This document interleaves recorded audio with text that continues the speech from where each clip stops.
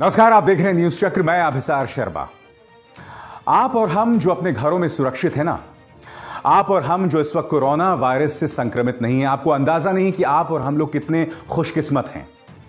क्योंकि अब मैं आपको दिखाने जा रहा हूं आगरा की एक तस्वीर। जी हां, वही आगरा जिस आगरा मॉडल की दुहाई दे रहे थे बीजेपी आईटी सेल वाले। आगरा के अंदर आप देखिए, यह तस्वीर है, यह वीडियो है एक क्वारंटीन सेंटर का। इस दरवाजे के पीछे, गेट के पीछे तमाम कोरोना वायरस से संक्रमित मरीज हैं और इनको साथ देखिए किस तरह का बर्ताव किया जा रहा है, किस तरह से इनको पानी फेंका जा रहा है, बिस्किट्स फेंकी जा रही हैं, मानो ये इंसान नहीं है, मानो इनका अपना खुदा भी नहीं है। और इनके साथ ऐसा बर्ताव कौन कर रहा है? इनके साथ बर्ताव वो कर रहे हैं जिनके पास तमाम तरह के प्रोटेक्शन किट्स हैं। ये क्या बतलाता है? ये बतलाता है, ये वीडियो ये लगातार आपको बतला रहा है कि बावजूद इसके कि मेडिकल वर्कर्स को पीपीई, पर्सनल प्रोटेक्टिव इक्विपमेंट मिल गए हैं, उनमें फिर भी विश्वास नहीं है। इससे पता चलता है कि कोरोना संकट के खिलाफ जो हम जंग लड़ रहे हैं उसमें कितने ज्यादा छेद हैं, कितने जबरदस्त लूप होल्स हैं। इस तथाकथित आगरा मॉडल का वीडियो वाकई मुझे निशब्द कर रहा है और सबको करना चाहिए, क्योंकि यह बता रहा है कि कोरोना वायरस सही मायनों में मरीज और वो शख्स जो अभी इससे संक्रमित नहीं है उसमें कितनी बड़ी दूरी बना रहा है। और हमारे राजनेता क्या कर रहे हैं?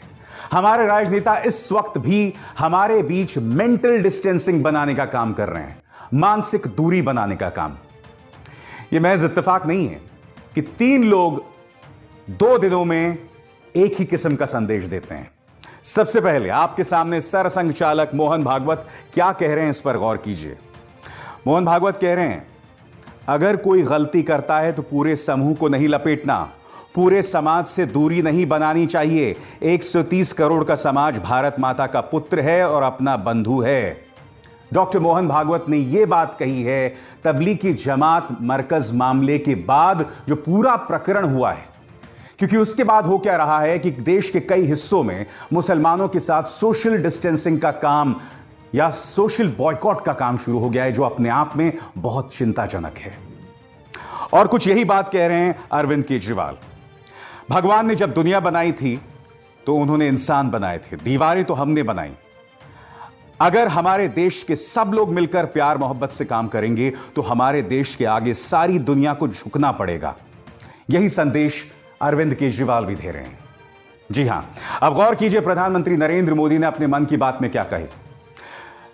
Ramzan this year is taking place while we are in the midst of a battle against कोविड-19। रमजान एक ऐसे दौर में हो रहा है, एक ऐसे वक्त में हो रहा है जब हम कोरोना संकट से मुकाबला कर रहे हैं। प्रधानमंत्री आगे क्या कहते हैं, अगर हम सही वक्त पे सही प्रिकॉशंस उठाएंगे तो आने वाले ईद उल फितर में हम सामान्य तरीके से इसका लुत्फ उठा पाएंगे, ईद मना सकेंगे। जी हां, मैं आपको बताऊंगा कि इस सीख से कोई और नहीं बल्कि भारतीय जनता पार्टी बिल्कुल भी सबक नहीं ले रहे हैं। मगर उससे पहले मैं आपको एक वीडियो दिखाना चाहूंगा। आप जानते हैं इस वीडियो में यह शख्स क्या कर रहा है? यह अपना ब्लड प्लाज्मा डोनेट कर रहा है। और यह कौन है? यह तबलीगी जमात का एक शख्स है।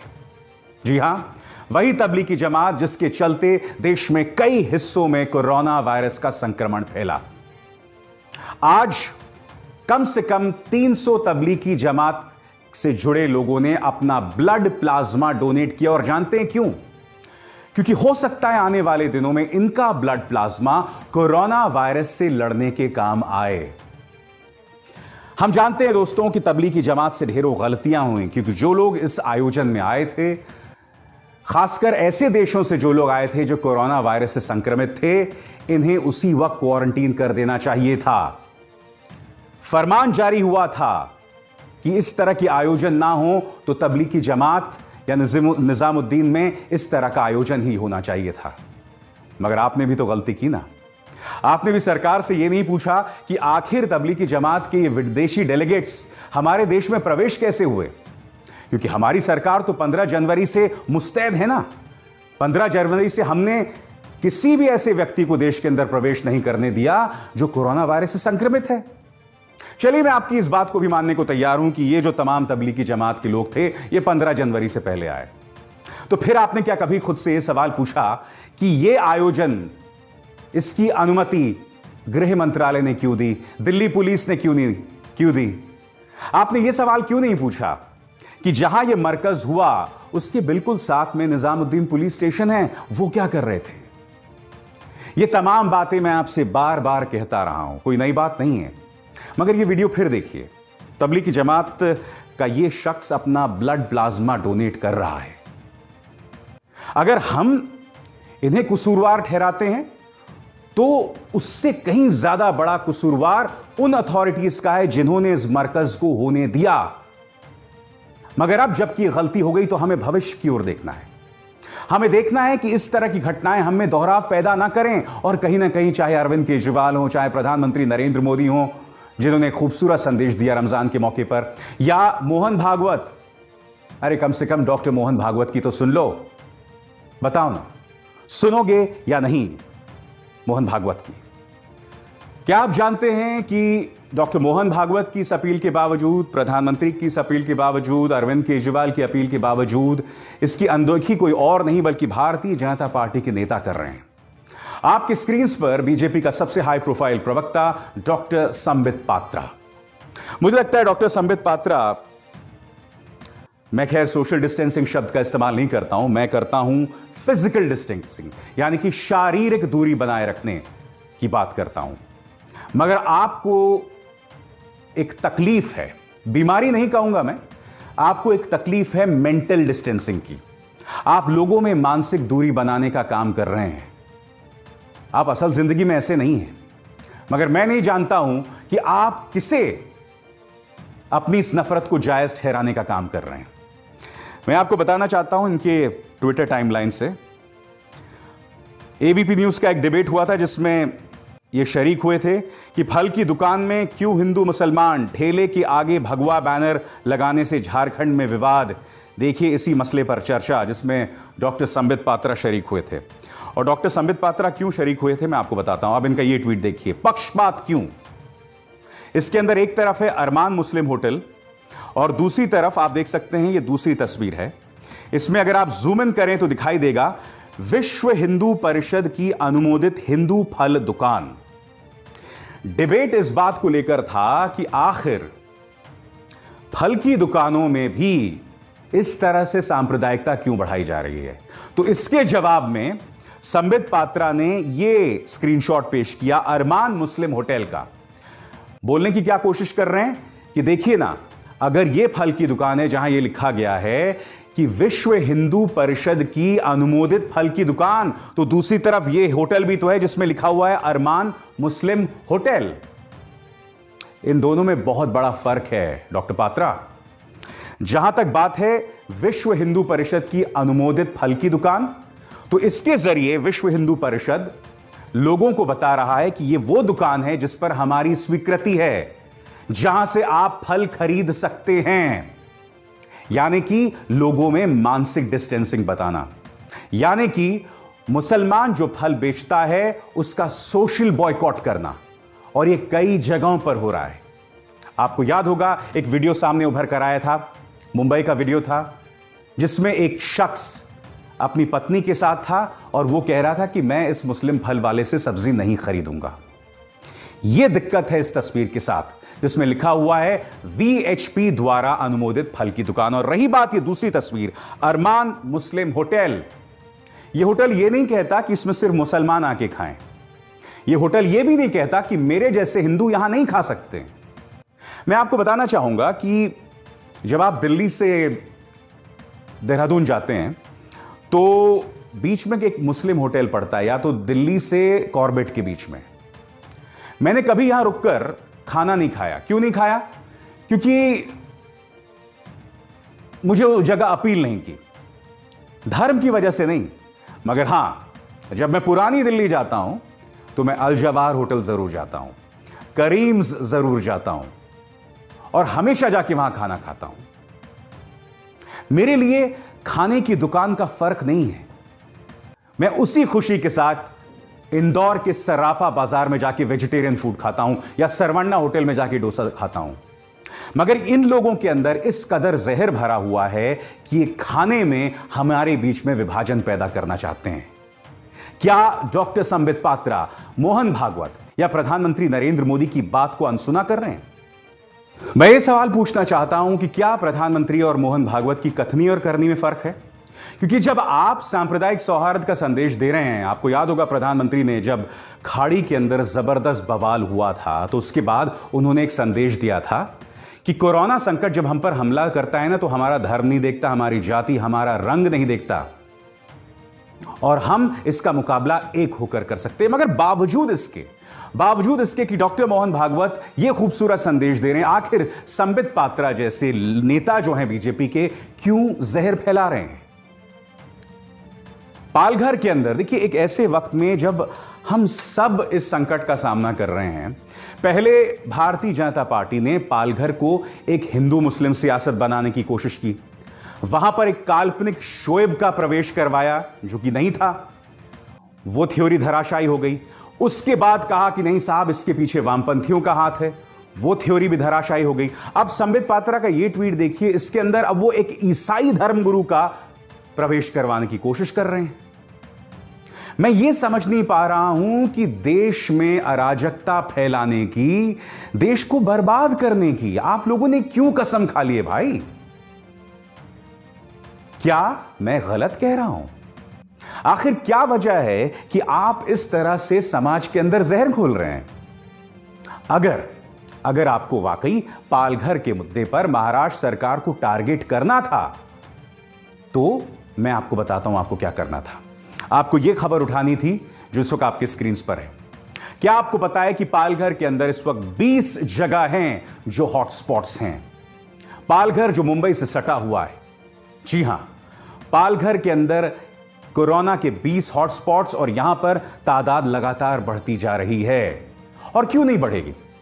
जब इस तरह से भीड़ खुलेआम पुलिस की मौजूदगी में 3 बेकसूरों को मौत के घाट उतार देगी, जब फिजिकल डिस्टेंसिंग नाम की कोई चीज नहीं होगी, तो जाहिर सी बात है केसेस बढ़ेंगे।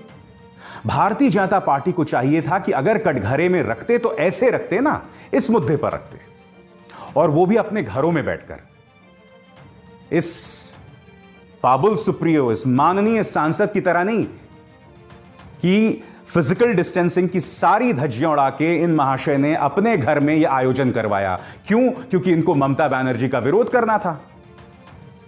अब ये कह रहे हैं कि यहां पर हमने फिजिकल डिस्टेंसिंग के तमाम उसूलों का पालन किया है, मगर इतने सारे सांसद इनके घर में पहुंचे कैसे? बताइए ना हमको। तो यहां पर एक के बाद एक सामने हमारे मिसाल सामने पेश आ रही है कि किस तरह से सत्तारूढ़ भारतीय जनता पार्टी के नेता बुनियादी उसूलों का पालन नहीं कर रहे हैं। उसूल तो दूर की बात, वो अपने ही पार्टी के जो सबसे शीर्षस्थ नेता हैं उनकी बात नहीं कर रहे हैं। मुझे लगता है कि बीजेपी नेता इस तरह की बात इसलिए कर रहे हैं क्योंकि वो नहीं चाहते कि बुनियादी मुद्दों पर हमारा ध्यान जाए। और बुनियादी मुद्दे क्या हैं? कि लॉकडाउन को लेकर केंद्र सरकार ने जिस तरह का मिसमैनेजमेंट किया है, उसकी तरफ लोगों का ध्यान नहीं जाना चाहिए। साथ ही गुजरात मॉडल, जिसकी कोई चर्चा नहीं कर रहा है, जी हां, गुजरात इस वक्त देश के टॉप 2 राज्यों में से है कोरोना वायरस के संक्रमण को लेकर। और मैं आपको इंडियन एक्सप्रेस की खबर आपके सामने रखना चाहूंगा। Alarm bells ringing in Ahmedabad, 19 deaths in 1 day, 67 in 1 week. खतरे की घंटी इस वक्त अहमदाबाद में है, गुजरात में है। 19 मौतें सिर्फ एक दिन में और 67 एक हफ्ते में, और ये अहमदाबाद है। राजधानी गांधीनगर से कुछ ही दूरी पर अहमदाबाद। जी हां, क्या कहता है Indian express? With 153 deaths from 3,319 positive cases, Gujarat has one of the highest known infection fatality ratio in the country. The high death rate could also point to a much larger prevalence of the disease in the population than has so far been detected. Gujarat has so far carried out 51,091 tests, which is less than half of what Maharashtra has done so far and significantly lesser than even Tamil Nadu with more than 80,000 tests. इसका क्या मतलब हुआ? जिस तरह से जो infection ratio है, इससे यह पता चलता है कि गुजरात बहुत कम टेस्ट कर रहा है, और अगर वो ज्यादा टेस्ट करेगा तो उससे यह पता चलेगा कि हालात वहां और भी बदतर हैं। मगर गुजरात के विजय रूपाणी ने क्या किया है? इस शख्स ने, इन्होंने शुतुरमुर्ग की तरह अपनी गर्दन को रेत में दफन कर दिया है। उन्हें लगता है खतरा आने तो आने दो, मैं अपनी गर्दन रेत में दफन कर दूंगा, खतरा टल जाएगा। ऐसे नहीं होता, ऐसा बिल्कुल नहीं होता है। क्या यही वजह है कि भारतीय जनता पार्टी इस मुद्दे से हमारा ध्यान भटकाना चाहती है? बताइए ना, क्या गलत कहा मैंने? ये तमाम मुद्दे हैं जिस पर हमें गौर करने की जरूरत है। अब इस दूसरी खबर पर गौर कीजिए, और इस पर मैं बाद में आपसे बहुत डिटेल में चर्चा करूंगा। यह खबर बतलाती है कि भारत में अधिक दामों पर कोविड टेस्ट खरीदे। अदालत में जो कार्रवाई चल रही है उससे बात पता चली है, यानी कि जो हमने टेस्ट किट्स खरीदे थे वो ज्यादा दामों पर भारत सरकार ने खरीदे, और किसी ने हमें चपत लगाई है। क्या कहती है यह खबर? The COVID-19 tests were sold to government at an inflated rate by the Indian distributor Real Metabolics. It has emerged from a legal dispute between the distributor and the importer that went to the Delhi High Court. इसका मतलब क्या हुआ कि distributor और importer के बीच में जो लड़ाई चल रही है उससे पता चला है कि भारत सरकार ने अधिक दामों में कोविड किट्स खरीदे।